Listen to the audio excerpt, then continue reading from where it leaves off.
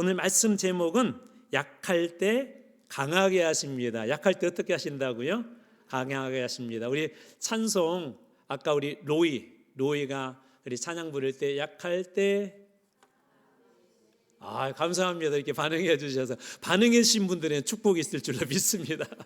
네, 약할 때 강함 대신에 그 말씀이 오늘 여러분들하고 읽었던 그 말씀이 바로 이 고린도후서 안에 이렇게 들어와 있고요. 오늘 한번 그런 내용들을 쭉 한번 살펴보도록 하겠습니다. 첫 번째로 우리 고린도후서 기초입니다. 성경의 이름인데요. 히브리어 성경, 원래는 히브리어 성경은 없어요. 왜냐하면은 이 신약 성경의 배경은 헬라어로 쓰여 있는데 훗날 나중에 헬라어로 썼지만 유대인들을 위해서 히브리어로 번역한 그 성경의 이름을 이야기하는 것입니다. 코리팀 베트. 베트는 뭐냐면 우리 영어는 알파벳이 어떻게 시작하죠?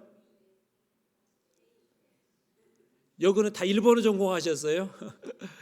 A, B 그렇게 가잖아요. 영어의 B와 같습니다. 그래서 알렙 베트, 그러니까 두 번째 알파벳이 히브리어에서는 베트인데, 그래서 코리팀 베트라고 하는 것은 고린도에 보낸 베트 두 번째 편지다라는 그런 의미가 있고요.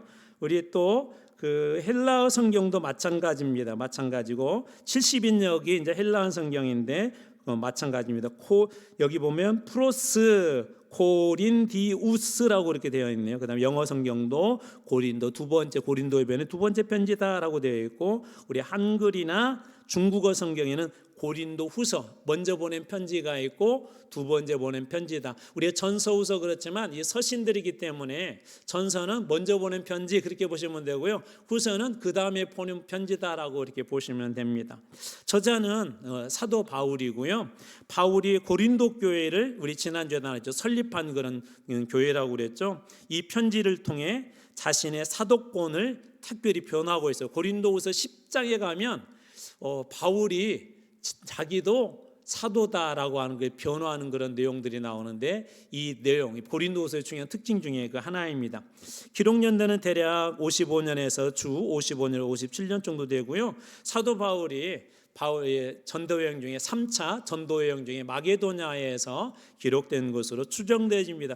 이걸 그냥 대충 아셔도 돼요. 분명한 건 뭐냐면 바울이 기록했다, 고린도라는 교회 두 번째 보낸 편지다. 중요한 특징 중에 하나가 본인의 사도권에 대한 그런 주장에 대한 내용이 들어있다. 그 정도만 아시면 될 것 같아요. 자, 기록 목적을 보면 첫 번째로 바울의 사도권, 이 사도권 논란이 있었어요. 우리식으로 얘기하자면 저분이 우리 교회 목사님 맞아요? 담임 목사님 맞아요? 뭐 아닌 것 같아요, 맞은 것 같아요, 막 그런 논란, 그 논란에 대해서 바울이 저도 그리스도께서 세운 사도입니다라고 하는 그런 변호의 내용들이 특별히 고린도서 10장에 가면 정확하게 그 내용들이 잘 이렇게 기록되어져 있고요. 두 번째로 고린도 교회와의 관계 회복을 하기 위한 거예요. 바울이 세웠음에도 불구하고, 바울이 어떻게 보면 그 교회를 개척했음에도 불구하고 좀 어려운 문제들이 있다고 그랬죠. 우리 앞 시간에 고린도전서에 바울과 고린도 교회 안에 보이지 않는 미미한 그런 갈등들이 있어요. 그 중에 하나는 뭐냐면 바울이 선생으로서 사도로서 고린도 교회에 어떤 잘못된 신앙 일들을 이렇게 지적하고 권면하기도 하고, 또 그런 거에 대해서 어떤 사람은 일부는 반항을 해서 바울 저기 본인이 개척했다고 하지만 바울 사도가 맞아? 예수 그리스도의 제자 아니었었잖아 하면서 그런 얘기들이 일종의 갈등들이 있었는데, 그런 갈등에 대한 관계를 회복하기 위해서 두 번째 편지를 써서 보냈고요. 그다음에 세 번째, 예루살렘 교회가 한때 어려운 적이 있었어요. 모교회죠. 예루살렘의 교회가 어려울 때 헌금을 하기로 했어요. 마게도냐 지역에 있는 그런 교회들이 그때 참여한 교회 중에 우리 지난번 빌립보서 나누면서 예전에 빌립보에 대한 말씀을 하면서 빌립보 교회가 이 일을 참여하죠. 그래서 이 마게도냐 지역뿐만 아니라 함께 그것에 동참하도록 촉구하고 있고요. 네 번째로 거짓 교사들의 영향, 이것은 초대교회에 사실 계속 있었어요. 오늘날도 이단의 문제들이 있었지만 초대교회 거짓 교사들의 그런 영향들을 바르게 잡고 차단하기 위해서, 저희 교회는 제가 와서는 그런 걸 한 번도 안 했었는데 나중에 한번 기회가 되면 우리 총회에서는 이런 주일도 있어요. 총회에서 권면한 주일 중에 이단 경계 주일이라고 하는 그런 주일이 있습니다. 그래서 특별히 우리 주변에도 이단과 사이비들이 많이 있죠. 우리 가까운 곳에도 있고 조금 떨어진 곳에서는 우리 아주 유명한, 우리 광주에 그 유명한 곳들이 있습니다. 우리 주변에 그런 굵직한 그런 이단들이 있는데 바로 그런 부분, 그 중에 하나 거짓 교사들의 잘못된 그런 교리들에 대해서 그런 부분에 대해서 바로잡기 위해서, 그 다음에 다섯 번째로 그리스도인들의 삶은 어떻게 해야 되는지, 그 다음에 본질은 무엇인지를 가르치기 위해서. 그래서 대부분 이 바울이 보낸 그런 편지의 그 지역들은 대부분은 문제가 있는 지역들입니다. 대부분 문제가 있어서 그 문제를 바로잡고 신앙이 잘 설 수 있도록 권면하기 위해서 보낸 내용들이 있고요. 이제 그 안에 다양한 것들을 필요한 부분을 덧붙여서 기록되어졌다라고 보면 되는데, 그 중에 하나 이 고린도 교회 가운데는 이런 거짓 교사들, 또 이런 부분들이 있었다는 것이죠. 그래서 그런 부분들에 대해서 그리스도인으로서, 앞에는 우리 음행에 대한 문제를 다루었는데 그리스도인들이 어떻게 살아낼 것인가라는 것을 기록한 것이 바로 이 고린도 후서입니다. 기록 배경은 고린도 교회 내에 바울의 사도권을 의심하는 세력들이 있었어요. 이제 지금 교회 밖에 아니에요. 교회 내에서 사도권을 의심하게 되면 교회가 하나 되기가 힘들죠. 그것은 오늘날도 마찬가지입니다. 교회 안에서 담임 목사에 대한 혹은 지도력에 대한 그런 논란들이 이렇게 일어나기 시작하면은요, 교회가 거의 분열이 돼요. 분열된 교회 특징이 뭔지 아세요? 그런 가장 중요한 핵심 중에 하나는 뭐냐면 담임 목사님파, 아님파, 이게 나뉘게 되면 교회는 분열됩니다. 그런데 이 고린도 교회 안에 그런 것들이 있었어요. 일부 사람들이 바울이 무슨 사도야, 사도가 아니지라고 하면서 바울의 사도권에 대해서 정식적으로 대항을 하니까 바울도 정식적으로 그것에 대해서 변론하는 내용들이 등장합니다. 그래서 다시 한번 읽습니다. 고린도 교회 내에 바울의 사도권을 의심하는 세력들이 있었고, 자, 거짓 교사들의 영향으로 바울과 교회 사이에 무엇이 있었다? 갈등이 있었어요. 거짓 교사들의 그 영향으로 갈등계, 사도권에 대한 문제와 이런 갈등에 대한 문제들이 있어서 바울이 갈등을 해결하고 고린도 교회 올바른 관계를 만들기 위해서 이 고린도후서를 보냈던 것이죠. 자, 특징이 있습니다. 첫 번째로 바울의 개인적인 감정과 경험이 많이 이렇게 드러나 있어요. 바울의 어떤 경험들 혹은 개인적인 감정들. 자, 두 번째로 사도직에 대한 변호가 주요 주제예요. 이게 여러분들이 고린도후서 딱 생각할 때, 고린도 교회에 보낸 두 번째 편지다, 그 다음에 바울이 보냈다, 가장 중요한 하나만 핵심으로 뽑아라면 고린도 교회 안에 사도직에 대한 그런 논란이 있었는데 거기에 대해서 바울이 가장 중요한 목적을 가지고 썼다라고 보시면 돼요. 두 번째로 이 사도직에 대한 이 변호가 주의 주제였고, 그다음 세 번째로 그리스도인들의 고난과 위로. 그래서 중요한 내용들이 앞에 등장하는데, 위로에 대한 이야기들, 그리스도인들의 고난에 대해서 어떻게 우리가 받아들여야 될까에 대한 얘기를 또 기록하고 있고, 또 하나 특이한 건 헌금에 대해서도 이 바울이 가르치고 있어요. 이 헌금의 목적은 무엇이죠? 앞에서 제가 얘기했는데 예루살렘 교회에 연보를 하기로 결정을 하고 바울이 도움을 요청합니다. 그래서 헌금이라는 것은 이렇게 하는 거야 라고 일종의 기준을 보여줍니다. 그 다음에 다섯 번째, 거짓 교사들에 대한 강한 경고가 있었어요. 경고. 그래서 이 거짓 교사들이 교회 안에서 활동하면서 바울과 고린도 교회 안에 갈등을 유발하게 하고 자꾸 갈라지게 하고 어렵게 했는데, 그런 부분에 대해서 바울이 강한 그런 경고의 내용들이 이 고린도후서 안에 들어 있습니다. 이것이 중요한 특징입니다. 고린도후서 9절을 보자면 일반적으로 이 서신서들은 앞에가 늘 어떤 인사들이 들어있죠. 그래서 서론에는 쉽게 얘기하면 인사예요. 지난 시간에 소개했어요. 우리 예전에 편지를 보낼 때 우리나라 기본적으로 늘 위에다 쓴 게 있었죠. 뭐라고 쓴다고요? 부모님에게 보내면 부모님 전상사라고 어떤 격식이 있잖아요. 그 다음에 마지막 끝에다가 아무개 올림이라고 하는 것처럼 어떤 서신서기 때문에 가장 먼저 등장한 것은 고린도 교회에 보낸 인사의 내용들이 이 고린도 후서에도 똑같이 등장을 합니다. 1장 1절에서 11절까지고요. 두 번째 1장 12절에서 7장 16절까지 이 사역에 대한 이야기인데, 바울의 그런 사역 그리고 화해에 대해서 기록하고 있고, 그 다음에 8장 1절에서 9장 15절은 예루살렘 교회는 연보, 그래서 연보에 대한 그런 중요한 교훈을 얘기하고 있고요. 그 다음이 가장 중요한 내용인데 10장 1절에서 13장 10절까지는 사도권 변호, 특별히 여기 이제 거짓 교사들에 대한 거기에 대한 경고뿐만 아니라 사도 바울이 자신의 사도성을 주장하기도 합니다. 그리고 마지막 결론 부분 권면과 축도, 우리식으로 하자면 암흑의 올림 그렇게처럼 마지막 부분은 그렇게 마무리합니다.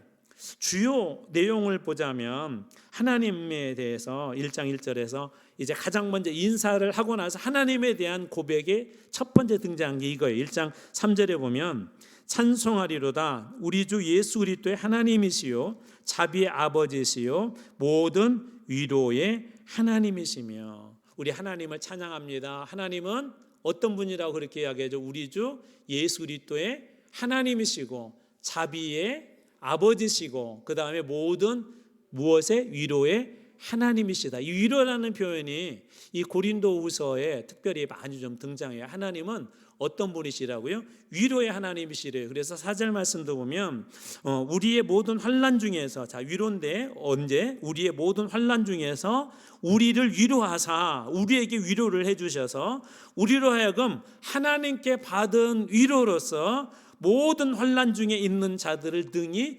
위로하게 하시느니라. 이런 경험들 있으시죠? 내가 어떤 어려운 일을 당했어요. 자, 예를 들어서 암에 걸려서 정말 힘들고 어려운 시간을 이렇게 보냈단 말이에요. 보내고 나서 보내는 중에 하나님의 그 은혜로 기적적으로 내가 살아났어요. 자, 그런데 어느 날 교회 안에 또 다른 우리 성도들 중에 암에 걸렸을 때 누가 가장 그분에게 그 마음속 깊숙한 곳에서 자기 그 뼈저리게 그 사람에게 위로의 말, 마음속 깊숙한 곳에서 어떤 분이 위로의 말을 가장 잘 전할 수 있을까요? 경험해 본 사람이겠죠. 힘들고 어려울 때 내가 그 경험해 본 사람은 그걸 잊을 수가 없습니다. 정말 힘들고 어려울 때 어떤 일들을 이렇게 좋은 일들을 경험하게 되면 그걸 쉽게 잊지 못하죠. 혹시 금식 해보셨나요? 이렇게 금식 이렇게 쭉 하다가 막 음식이 생각이 나요. 그리고 나서 첫 번째 이렇게 금식이 끝나고 나서 음식을 먹을 때 그 맛을 우리가 또 잊을 수 없잖아요. 왜 그렇죠? 그걸 경험해 본 사람들은 다음에 그런 사람들의 그 마음을 우리가 이해가 돼요. 근데 경험해 보지만 이해가 되지 않습니다. 근데 하나님은 어떤 분이시냐면 우리가 환난 중에 있을 때 하나님은 그냥 버려두는 하나님이 아니시라는 거예요. 하나님 어떤 분이시죠? 시험 당할 즈음에 어떻게 하시는 분이 우리 하나님이시죠? 우리들에게 피할 길을 주시는 분이세요. 어둠 속에 버려두는 하나님이 아니라, 절망 속에 묶어두시는 하나님이 아니라, 하나님이 그때 때로는 우리에게 다가오셔서 세상 사람들이 줄 수 없는 말씀으로 우리들에게 위로를 주십니다. 제가 군대 얘기했었잖아요. 저는 개인적으로 군대 처음 들어갔을 때 너무나도 힘들었어요. 너무 힘들고 어려울 때 그때마다 위로가 되고 힘이 됐던 것은 뭐냐면 이사야 41장의 그 10절 말씀이었어요. 두려워하지 말라라는 그 말씀이었어요. 하나님 말씀이 그때마다 우리들에게 위로가 되죠. 근데 여기서 멈추는 것이 아니라 오늘 1장 3절 4절에서 주신 은혜는 뭐냐면 우리가 받은 위로로서 환난을 당한 사람에게 능히 우리도 어떻게 할 수 있게 된다? 위로할 수 있게 된다. 하나님은 위로를 우리에게만 주시는 것이 아니라 넘쳐 흐르게 해서 다른 사람도 위로할 수 있게 하는 그런 위로의 하나님이시래요. 우리 교회 안에 좀 많아졌으면 좋겠다는 것 중에 하나가 뭐냐면 위로예요. 환대와 위로. 환대는 뭐죠? 사람들을 정말 기쁜 마음으로 환영해주고 받아주고 안아주고 그러는 것이죠. 이 모습을 우리가 잘 알 수 있는 우리 성경의 그림 한 장을 여러분들이 얼핏 기억하실 거예요. 집을 나간 탕자의 이야기. 이 아들은 아버지가 아직 살아있는데 죽었을 때나 넘겨받아야 될 유산을 아버지에게 요구하죠. 막말로 이런 거예요. 아버지 빨리 죽어요. 그리고 내가 받을 유산 주세요라고 하는 그런 요구죠. 오늘날로 얘기하자면 불효자식이고 세상 말로 하자면 정말 상스러운 욕을 마땅히 받아도 마땅한 게 이 아들이에요. 이 아들이 가서 또 잘 살았냐 그것도 아니고 흥청망청 쓰죠. 나중에 인생의 가장 밑바닥까지 되드치는 일까지 하게 되죠. 그러다가 깨우치죠. 그리고 아버지 집으로 돌아갈 때 어떤 기대를 하냐면 그냥 아버지가 아들로 안 받아주고 종처럼 받아줘도 좋겠다 그러는데 옛날 성경이 이렇게 돼요. 상가가 아직 먼데 거리가 아직도 아들하고 먼데 저 멀리서 아들이 오는 걸 보고 아버지는 신발도 신지 않고 달려갑니다. 그리고 아들을 말하게 앉습니다. 그리고 그를 하인으로가 아니라 아들로 다시 옷을 입혀주고 그 다음에 가락지를 끼워주고 신발을 신겨주어서 모든 지혜와 권세와 그 모든 것들을 아들을 다 회복을 해줍니다. 이게 환대예요. 환대. 이 아들의 지친 마음을 그 아버지가 또 잔치까지 베풀어서 위로해 주죠. 위로해 주죠. 여러분, 우리 교회 안에 많이 있었으면 하는 것 중에 하나가 뭐냐면 바로 이 환대와 위로입니다. 왜 그렇죠? 우리도 그런 위로를 받았죠. 여러분들도 잊어버렸겠지만 사실 다 그런 위로들을 받았어요. 하나님께서 여러분 한 분 한 분을 위로해 주시고 붙잡아 주셨기에 오늘 여기에 있는 줄로 믿습니다. 위로의 하나님의 은혜를 여러분이 누릴 뿐만 아니라 흘려보내고 누군가가 여러분의 위로로 말미암아 다시 믿음이 살아나고 신앙이 살아나는 위로의 하나님을 경험하고 전하는 여러분들 다 되시길 주님으로 축원합니다. 두 번째로는 새 언약의 일꾼이에요. 고린도서 3장 6절, 그가 또한 우리에게 새 언약의 일꾼이 되기에 만족하게 하셨으니 충만하게 하셨으니 세상적으로 볼 때는 부족하지만 우리도 새 언약의 일꾼이 되도록 만족하게 하셨대요. 충만하게 하셨대요. 율법의 조문으로, 율법을 따라서 율법의 행위로서 하지 아니하고 오직 영으로, 하나님의 영으로 하미니 율법의 조문은 죽은 것이요 영은 어떤 것이다? 살리는 것이다. 영은 어떤 것이라고요? 살리는 것이다. 저희들이 지금 119 가을 한마음 전도 축제를 하고 있어요. 그걸 진행 중에 있습니다. 지난 시간에 주일 오전 복음동행 시리즈 첫 번째 말씀의 제목을 제가 이렇게 잡았었어요. 시작이 중요하다. 시작이 중요하다. 무슨 일이든 시작이 중요하죠. 우리는 증인에 대한 어떤 그런 여러 가지 두려움들이 있다고 그랬죠. 여러분들이 아마 여기 계신 분들은 다 VIP 작전카드를 써내셨을 거라고 생각하는데 어떤 분들은 써내고도 이걸 진짜 써내긴 했는데 이제 내가 해야 되는데 그런 고민들이 우리들에게 되죠. 그런데 성경은 뭐라고 한다고요? 증인이 되라가 명령이 두가 아니라고 그랬잖아요. 비라고 그랬잖아요. 거기다 will까지 붙여갖고 반드시 그렇게 될 것이다. 약속이라고 그랬잖아요. 먼저 중요한 게 뭐라고 했죠? 어떻게 시작해야 된다고 그랬죠? 성령 충만, 오직 성령이 너에게 임하시면 너희가 권능을 받고 이 조건이 되면 그 다음에 will be, 증인이 될 것이다, 위트니스가 될 것이다 라고 하나님은 약속을 하세요. 시작이 어떻게 그럼 우리 시작해야 되는, 가장 먼저 구해야 될 거 뭐죠? 내가 증인이 되겠습니다라는 결단보다 더 중요한 것이 있죠. 하나님의 영으로 우리 가운데 충만해 채운 거예요. 성령 충만한 거예요. 그래서 여러분 가장 이런 두려움이 있다면 먼저 무엇을 기도하시냐면 성령 충만함을 위해서 기도하십시오. 성령은 교회의 영이에요. 성령은 살리는 영이에요. 성령은 우리의 죽어있는 신앙을 회복시키는 영입니다. 오늘 말씀도 뭐라고 이야기하죠? 새 언약의 언약 일꾼 마지막에 3장 6절에 오면 영은 어떤 것이다? 영은 어떤 것이다? 살리는 것이래요. 영은 살리는 것이래요. 목사가 교회를 살리는 게 아니라 어떤 분이 열심히 살리는 것이 하나님의 영이 우리 가운데 들어오게 되면, 마른 뼈들에게도 하나님의 영이 들어가게 되면 그 영이 힘줄이 그곳에 생기고 나중에 피부가 덮여 하나님의 큰 군대가 된 것처럼 하나님의 영이 들어올 때, 하나님의 영으로 충만할 때 이 교회가 살아있는 교회가 될 줄로 믿으시기 바랍니다. 여러분, 살리는 건 영이에요. 여기 계신 분들에게 한번 이렇게 제가 권면하고 도전하겠습니다. 여러분, 평일날 새벽기도 어려운 분들 많으시잖아요. 토요일날 하루라도 나오세요. 그랬으면 좋겠어요. 우리 장로님들께도 제가 이따 부탁드릴 거예요. 토요일날은 다 나오세요. 제가 당분간은 토요일날도 새벽기도 인도하려고 그래요. 그리고 우리 여기 새벽기도 인도하시는 목사님들도 5분 동안은 다른 거 놓고 기도하지 마시고요. 이 11월 9일 있을 이 기도회가지고 앞에서 통성으로 인도해 주십시오. 5분 동안 다른 기도하지 마시고 가장 먼저 기도할 거, 하나님의 영으로 저부터 우리 교회 안에 충만하게 해달라고 토요일 날이라도 하루 그렇게 부르짖었으면 좋겠어요. 또 하나는 우리 이 기간 동안에 전도 부흥회도 좀 하려고 그래요. 실제적으로 잘하시는 분들, 그분들 초청을 해서 한 3일 정도 한번 전도 부흥회도 하려고 합니다. 여러분들에게 여러 가지 소스를 제공할 거. 근데 더 중요한 거 있어요. 아무리 좋은 무기 들어도요, 아무리 좋은 총이 있어도 사용법 모르면 아무런 소용이 없습니다. 더 중요한 게 있죠. 그것을 갖다가 힘있게 하고 우리로 하여금 사용하는 성령, 영은 살리는 것이다 하는 이 말씀 붙잡고 여러분들도 기도하세요. 성령님, 제 안에 충만히 임재해 주십시오. 구원의 확신이 없는 분들도 계실 거예요. 충만히 임재해 주십시오. 그럴 때 여러분들이 하나님 앞에서 살아나는 진짜 영적인 그런 사람이 될 줄로 믿습니다. 세 번째는 화목하게 하는 직분 우리에게 주셨대요. 고린도서 5장 19절 20절 또 하나님께서 그리스도 안에 계시사 세상을 자기와 화목하게 하시며 예수 그리스도를 통하여서 그들의 죄를 그들에게 돌리지 아니하시고 화목하게 하는 말씀을 이제는 우리에게 부탁하셨느니라. 예수 그리스도를 통하여서 하나님과 우리 사이를 화목하게 하셨을 뿐만 아니라 화목하게 하는 말씀을 누구에게 부탁했다고요? 자, 여기에서 우리에게 할 때 여기에서 제외되는 분은 손 들어 보세요. 아무리 봐도 이 우리에게 화목하게 하는 말씀 부탁했다고 하는데 나는 이 말씀을 부탁받지 않은 것 같다. 그럼 한번 손 들어 보세요. 자신 있으면.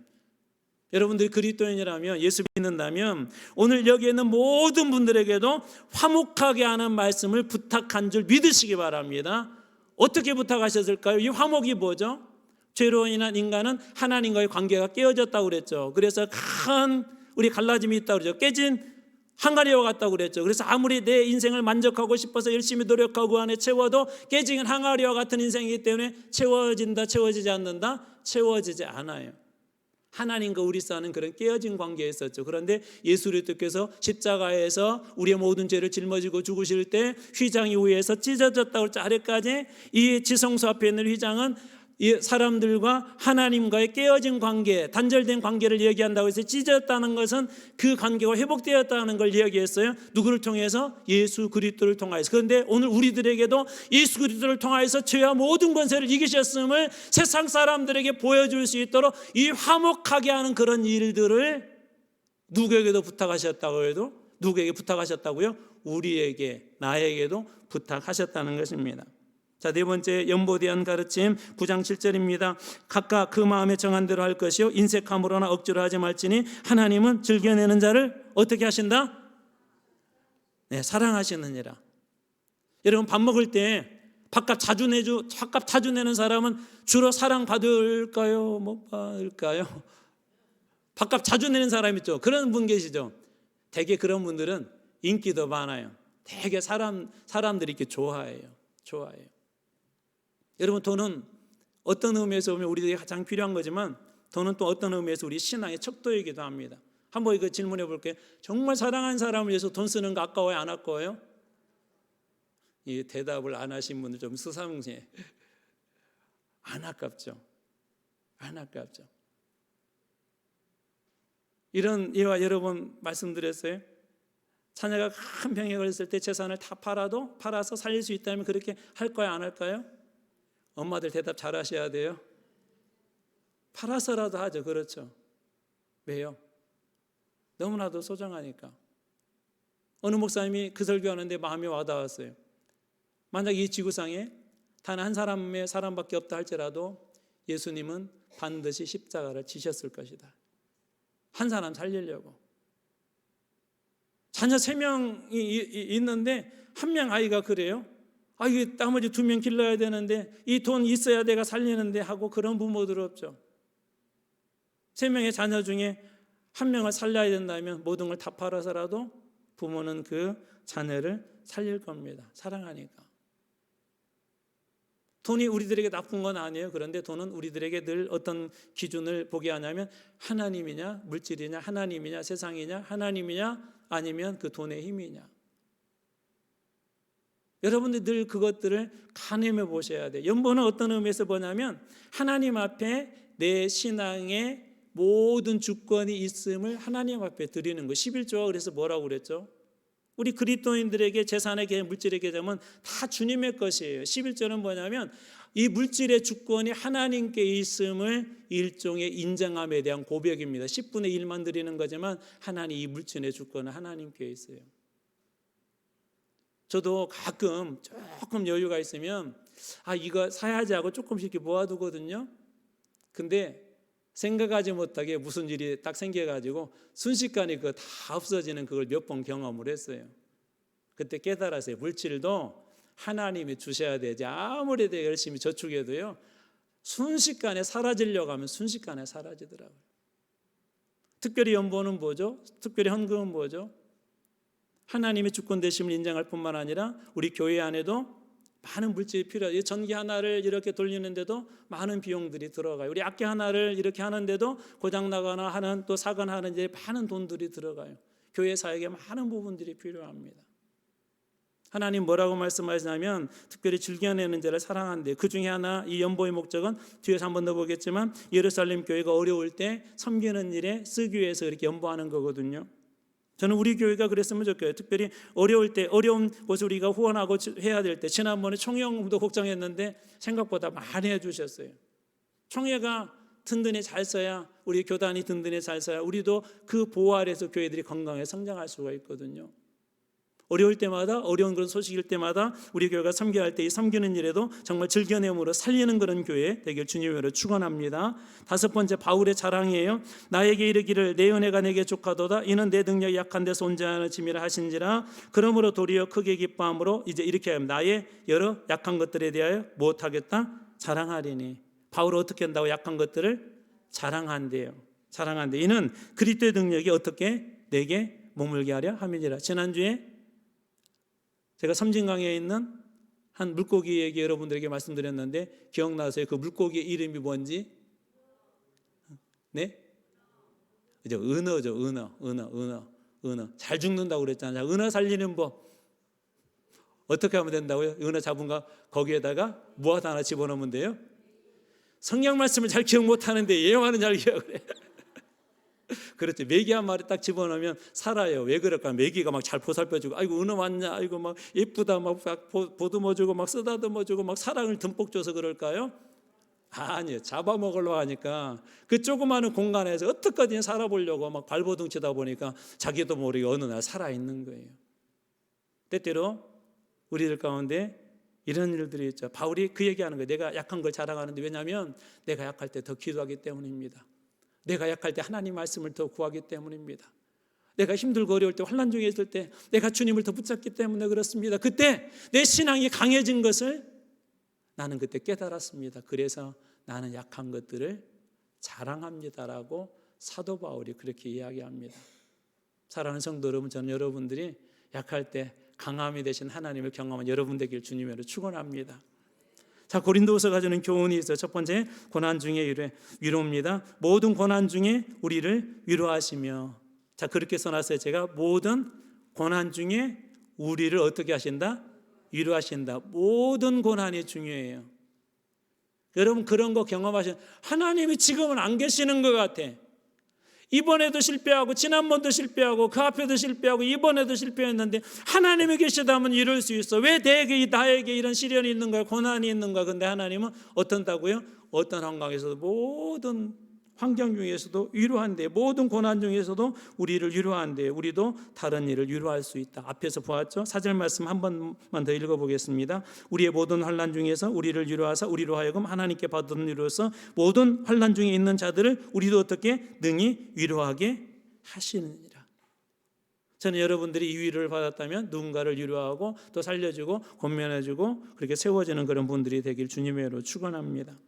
두 번째로 새 언약의 영광이에요. 성령 안에서 자유와 그 생명에 대한 이야기들인데 고린도후서 3장 17절 이건 한번 읽어볼까요? 같이 읽습니다. 시작. 주는 영이시니 주의 영이 계신 곳에는 자유가 있느니라. 자, 주는 영이신데 주의 영이 계신 곳에는 무엇이 있다? 자유함. 여러분 자유 누리고 싶죠? 속박되어 살고 싶으세요? 자유 누리며 살고 싶으세요? 그렇죠. 고백하신 분들은 이 축복이 길 주님으로 축원합니다. 이런 거예요. 우리 전도에 대한 이야기 했으니까 한번 그걸로 돌아가 볼게요. 자, 전도 솔직히 부담되잖아요. 그렇죠. 목사님들도 부담돼요. 저도 총회 전도학교를 아주 오래전에 딱 하는데 수료 조건이 홍천에서 이렇게 전도학교를 했는데 목사님들이 끝나고 나서 한 150명, 200명 됐던 것 같아요. 홍천 시내, 홍천 조그만하거든요. 크지도 않은데 그것을 다 보내가지고 한 사람당 적어도 5명의 이름을 거기서 받아줬고 그 다음에 주소를 받아줬고 전화번호를 받아줬고 너무 적은가? 여러분은 10명을 한번 올려보겠습니다. 그게 쉬운 일이 아니에요. 모르는 사람한테. 그래서 만나서 그것만 하는 것이 아니라 그분들한테 저희가 배웠던 그대로 마치 CCC에 있는 우리 친구들이 사역 내려가지고 복음을 전하는 것처럼 배웠던 대로 거기서 복음을 이렇게 전하는데 이게 떨리더라고요. 목사님들도 빼요. 목사님들도 두려워해요. 그런데 이게 지금 뭘 해야 돼요? 수료를 해야 되잖아요. 저는 부목사였었고 담임 목사님도 오셔가지고 담임 목사님 열심히 전도하고 이걸 해야 마지막 수료의 조건이 되는데 목사님들도 다들 어떡하지 그러더라고요. 근데 막상 딱 부딪혀 보니까 그때 제가 깨달았어요. 우리가 알지 못한 아주 중요한 한 가지가 있더라고요. 전도는 우리가 하는 것 같지만 그 가운데 역사하시는 성령님이 하신 줄 믿으시기 바랍니다. 그때 놀라운 게요. 이분들이 마음의 감동을 받고 그 홍천이 이렇게 그 시내가 이렇게 크지 않으니까 조금 더 외곽으로 이제 농촌이잖아요. 차가 있으니까 나가가지고 전도를 하는데 밭에 가가지고 할머니 할아버지한테 가서 복음을 전하고 거기서는 어떤 분이 거기서 울고 회개하고 교회 나가겠습니다. 그래서 교회하고 연결해서 교회 나오신 분들도 계시고 우리 지난번에도 우리 전도팀 저희들 국내 선교 갔을 때 어느 한 지역에 가가지고 그곳의 마을에 그 정자에 모이는 어르신들에게 도시락 나눠주고 복음 한 분씩 맡아서 전화해 주시고 또 기도해 주시고 또 이렇게 식사 대접하면서 만났던 분들에게 또 복음을 이렇게 전했는데 그분들 중에 예수 믿겠다고 이렇게 나오신 분들이 계시고 여러분 전도는 우리가 하는 것 같지만 그러나 그 가운데 역사하시는 성령의 놀라운 역사가 있는 걸 믿으시기 바랍니다. 근데 우리가 언제 이것이 부담감으로 느껴지지 아니하고 언제 자유함을 우리가 누릴 수 있느냐? 주의 영이 계실 때 주의 영이 계신 곳에는 뭐가 있느니라? 자유함이 있느니라. 주의 영이 계신 자유함이 있느니라. 저희가 이번이 처음이자 끝이 안 될 거예요. 내년에 조금씩 더 업그레이드 나갈 겁니다. 왜냐하면 교회에 남겨주신 예수님의 지상명 마지막 명령이기 때문에 그래요. 우리 여기 청년들이 있고 CCC맨들 많이 있는데 대학생 선교 어렵잖아요. 근데도 저 친구들 캠퍼스에서 기도하고 복음 전하고 저는 제 기억에 지금도 머릿속에 제가 학교 다닐 때 우리 CCC맨들은 점심시간 되면 점심도 제대로 못 먹고 한쪽에 잔디밭에 모여서 둥그렇게 둘러서 함께 기도하고 두 명씩 나가서 이 사람들에게 복음을 전하고 한 분은 옆에서 이렇게 기도하고 한 분은 복음을 전하고 사역내가지고 그런 거 정말 많이 봤어요. 정말 많이 봐. 놀라운 건 그걸 통하여서 많은 사람들이 예수를 믿고 돌아왔다는 것입니다. 여러분 기억하십시오. 우리의 힘과 능력은 부족하지만 주의 영이 계시면 그곳에 영적 자유함이 있고 성령의 능력의 역사가 나타나고 주님 그 영을 살리는 영이기 때문에 영혼을 구원하는 놀라운 일들이 일어나게 될 줄로 믿으시기 바랍니다. 오늘 그 이야기하고 있는 거예요. 자, 그 다음에 세 번째, 화해의 사회, 그리스도를 통해 하나님과 화목하게 되었으며 아까 설명했어요. 그리스도를 통해서 예수님께 십자가에서 다 이루었다 하셨을 때 지진이라고 진동이라고 땅이 갈라지고 그 다음에 성전 위장 위에서 아래로 찢겼다는 것은 하나님과 인간의 단절된 관계가 회복됐다는 것이죠. 자, 그리스도를 통해서 우리가 그리스도를 통해서 어떻게 화목하게 되었고 이 화해의 메시지를 정해야 된다. 고린도서 5장 18절 모든 것이 하나님께로 났으며 그가 그리스도로 말미암아 자기와 화목하게 하시고 또 우리에게도 화목하게 하는 뭘 주었다? 직분을 주셨다. 우리도 그 직을 수행해야 한다는 거예요. 여러분 회사들마다 가면 그 직분들이 있죠. 직책들이 있죠. 각자의 거기 미션들이 있을 거예요. 하루나 혹은 한 달 혹은 1년 거기에 맞는 그 미션들을 잘 수행해 나갈 때 회사가 돌아갈 수가 있습니다. 교회도 마찬가지예요. 그 중에 하나는 뭐냐면 우리로 하여금 믿지 않는 사람들과 그리스도인과 원수된 관계에 있는 사람들에게 그들이 화목할 수 있도록 복음을 전하는 화목하게 하는 직책을 우리에게 주셨다는 것입니다. 그 다음에 네 번째 즐거운 헌신. 하나님은 즐거운 마음으로 드리는 헌신을 기뻐하신다. 각각 그 마음에 정한 대로 할 것을 인색함으로나 억지로 하지 말지니 하나님은 즐겨 하는 것을, 즐겨내는 것을, 즐겨 순종하는 것을, 즐겨 헌신하는 것을 하나님은 사랑하시느니라. 하시느니라. 자, 헌신에 대한 이야기하면서 그 이야기에서 헌신은 선택이 아니라 헌신은 순종이라고 그랬죠. 순종. 교회 열심히 한다고 그래서 여러분 그게 헌신이 아니에요. 내가 좋아하는 것만 골라 하는 거 그것은 헌신 아니에요. 헌신은 순종이에요. 그래서 아브라함이 독자 이삭을 드리라 그럴 때 인간적으로는 이해가 되지 않는 분이었지만 하나님 앞에 번제로 드리죠. 번제. 하나님은 이렇게 말씀하세요. 아브라함 이제야 네가 나를 경외한 줄 알았다. 언제 알았다고요? 하나님 앞에 헌신했을 때. 하나님의 온전한 번제로 그거 드리기로 작정했을 때 하나님은 이제야 내가 나를 경외하는 줄 알았다.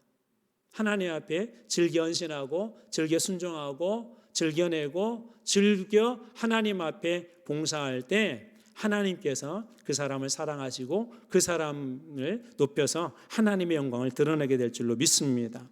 다섯 번째, 약함의 기쁨이에요. 자, 고린도후서 12장 10절. 그러므로 내가 그리스도를 위하여 약한 것들과 능력과 궁핍과 공고 박해와 공고를 기뻐하노니 이는 내가 약할 때 곧 강함이라. 능력, 궁핍, 박해, 곤고. 오늘 아침에 선다싱 성자 선다싱에 대한 이야기를 오전에 잠깐 나누었었어요. 제가 잠깐 그 한 이야기만 소개를 했지만 수많은 그런 고난들이 있음에도 불구하고 그는 그 고난을 즐거워하며 복음을 전합니다. 그래서 오늘날에도 여전히 동일하게 일어난다고 그랬죠. 지난주에도 한 파키스탄 여성에 대한 그런 말씀을 드렸는데 오늘날에도 정말 그렇게 즐겁게 헌신하는 분들이 많이 계십니다. 그런데 그분들이 깨달은 게 뭔지 아세요? 가장 힘들고 어려운 곳에서 가장 큰 은혜를 누립니다. 이게 사도 바울이 이야기하고 있는 거예요. 자, 적용과 결론입니다. 고린도후서는 사도 바울의 목회자로서 마음과 사역의 본질을 잘 보여줍니다. 이 서신을 통해 우리는 그리스도인의 삶에 있어서 고난과 위로, 약함의 능력, 헌신과 사랑의 의미를 깊이 이해할 수 있습니다. 또한 복음 사역자로서 정체성, 책임, 그리고 거짓 가르침에 대한 분별력의 중요성을 배우게 됩니다. 우리는 이 말씀 고린도후서를 통해 그리스도 안에서 새로운 피조물로 살아가며 하나님과 화목하게 하는 직분, 그리고 우리 맡겨진 이 화목의 직분을 잘 감당하고 우리가 약함 가운데서 나타나는 하나님의 능력을 경험하며 살아가야 할 것입니다. 여전히 연약하고 부족하지만 그 가운데서도 약함 중에서도 강함되게 하시는 하나님의 능력을 나타내며 드러내며 경험하며 사는 여러분들 다 되시길 주님의 이름으로 축원합니다. 기도하겠습니다.